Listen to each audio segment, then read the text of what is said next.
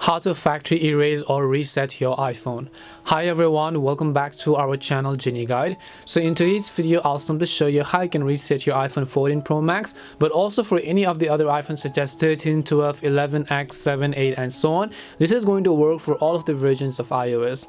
Factory resetting means you're going to actually erase everything on your iPhone and not leave a single piece of anything. So if you haven't backed up your contacts and so on, be sure to back them up to your Apple ID. So open up settings, make sure you're signed into your Apple ID, make sure to back up everything first.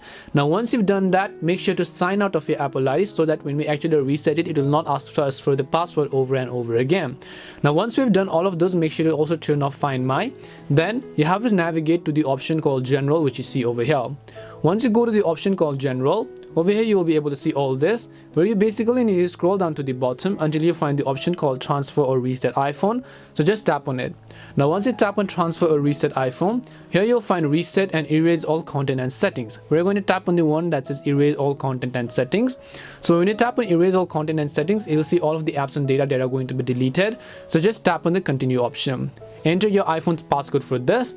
Once you enter your iPhone's passcode, it will ask you for a confirmation one last time.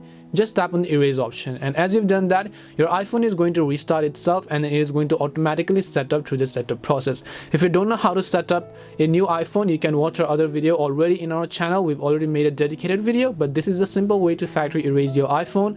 We hope the video was really helpful, and if it did help you, then make sure to leave a like and subscribe to our channel. If you have got any more questions, feel free to leave them down. Thank you very much for watching and see you in the next video.